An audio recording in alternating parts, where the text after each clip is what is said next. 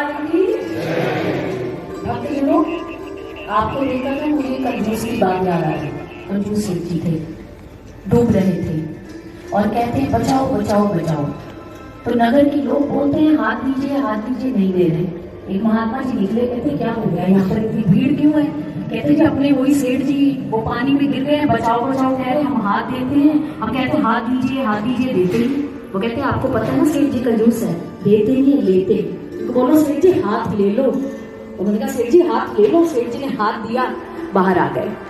तो कंजूस मत बनिए, यानी कि भगवान को अपना हाथ दे दीजिए।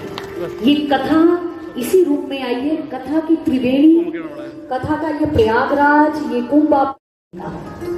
तब इससे बचने का उपाय भागवत महापुराण का 12वां स्कंद है और उसका 4th अध्याय है, जिसका 45वां श्लोक है, जिसमें वो कहते हैं पुंसाम दोषान कली कृतान द्रव्योपदेशात् संभवान हरितम हरिति चित्तो पुरुषोत्तमः। वो कहते हैं कि भाई ये कलयुग करता क्या है? कलयुग आपके अंदर आ गया, आपके मन को दूषित कर दिया।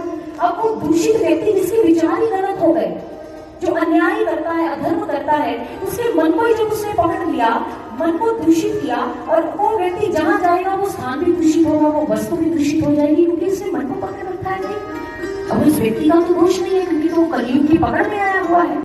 भागवत महापुराण का 12वां स्कंद है और उसका 4th अध्याय है, जिसका 45वां श्लोक है, जिसमें वो कहते हैं पुंसाम दोषान कली कृतान द्रव्योपदेशात् संभवान हरितम हरिति चित्तो पुरुषोत्तमः। वो कहते हैं कि भाई ये कलयुग करता क्या है? कलयुग आपके अंदर आ गया, आपके मन को दूषित कर दिया। अब वो दूषित व्यक्ति जिसके विचार ही गलत हो गए, जो अन्याय करता है, अधर्म करता है, उसके मन को ही जब उसने पकड़ लिया, मन को दूषित किया, और वो व्यक्ति जहां जाएगा वो स्थान भी दूषित होगा, वो वस्तु भी दूषित हो जाएगी, क्योंकि उसने मन को पकड़ रखा है। अब उस व्यक्ति का तो दोष नहीं है, क्योंकि तो कलयुग की पकड़ में आया हुआ है। तो फिर क्या कहते हैं व्यास जी इसका उपाय? वो कहते करना कुछ नहीं है, वो कहते दोषान सर्वान चित्तस्थो पुरुषोत्तमः।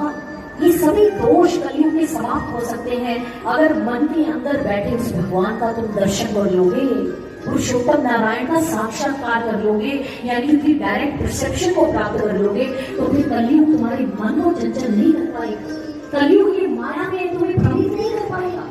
कलयुग तुम्हारा जो मन होगा ना, वो भगवान से कनेक्टेड रहेगा। आप घर में रहेंगे, कनेक्शन भगवान के साथ होगा, गृहस्थी के सारे कार्य करेंगे, संसार के सभी कार्य में अपनी ड्यूटीज को फुलफिल करेंगे। ये होगा वो ईश्वर जो हमारे अंदर है, कहते उसका दर्शन करना होगा। अब आप में से किसी का प्रश्न हो सकता है कि ईश्वर और अंदर? जी हाँ। एक बार शिरडी के साईं बाबा के पास एक भक्त आया, जिज्ञासु। बाबा ईश्वर है? कहते हैं दिखाई देता है। बाबा ने कहा बिल्कुल दिखाई देता है, लेकिन कैसे? वो कहते हैं वो दिखाई देता है। अच्छा ये बताओ, शिरडी के साईं बाबा ने प्रश्न किया जिज्ञासु से, क्या दूध के अंदर घी होता है? कहते होता है। तो बाबा कहते दिखता तो है नहीं।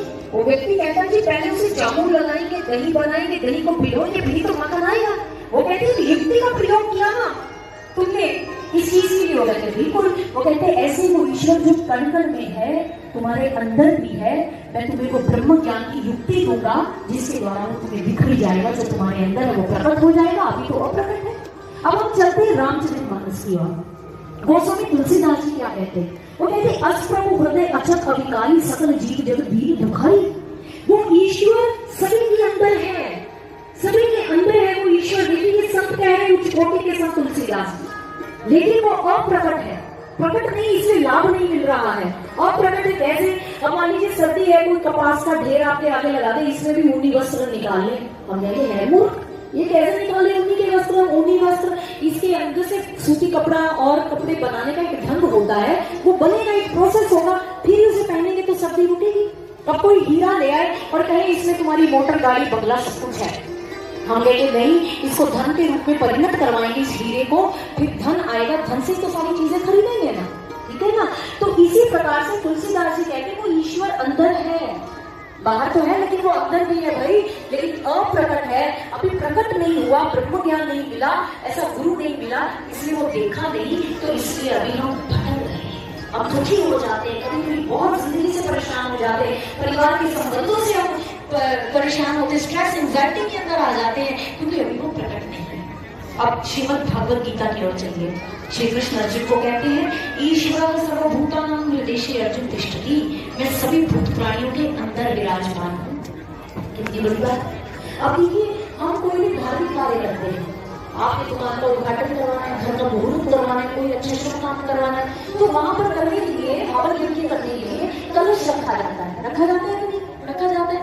कलश में नारियल, ये कलश क्यों, ये कुंभ क्यों रखा जाता है? जैसे वहाँ कुंभ में चल रहा है जैसे, तो कुंभ क्यों रखा जाता है? कुंभ का अर्थ क्या है? उस कुंभ को प्रतीक माना गया है कॉस्मिक एनर्जी, डिवाइन एनर्जी। कहते हैं अगर श्लोक बताने लगे तो समय निकल जाएगा।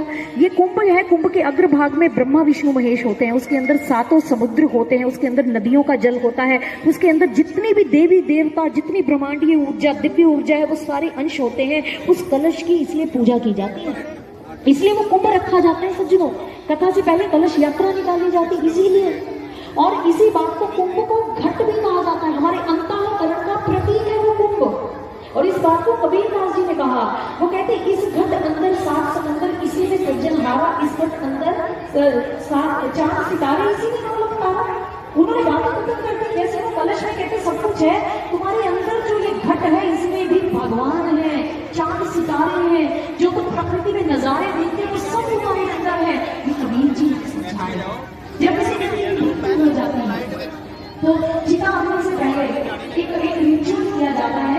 यहाँ मंदिर पर जो घड़ा प्रमुख कहते हैं, घड़ा रखते हैं, कुआं रखते हैं, घड़ा या आपसे घट कहते हैं, उसमें जल डालकर क्षीण करते हैं, परिक्रमा करते हैं। जैसे वो जल खत्म होता है, सिराने आकर उस घड़े को फोड़ देते हैं। करते ही नहीं रिचुअल। ये क्यों फोड़ा गया? कि कुंभ तुम्हारे अंदर भी ऐसे ही ईश्वर ने वो संपत्ति दी थी, दिव्य ऊर्जा दी थी, जो समाप्त कर दी तुमने यूं ही दुनिया के अंदर। क्या उस ब्रह्म ज्ञान के द्वारा उसका साक्षात्कार भी किया कि नहीं किया? जो ईश्वर ने कीमती समय दिया था, लोग तुम्हारा समाप्त हो गया, ये घड़ा फट गया, समाप्त सब कुछ। ये कहानी है सबकी। इसीलिए कबीर जी ने इसे घट कहकर संबोधित किया। हमारे आपके के शरीर के अंदर ये सारा प्रमाण कैसे आ सकता है? आ सकता है, क्यों नहीं आ सकता?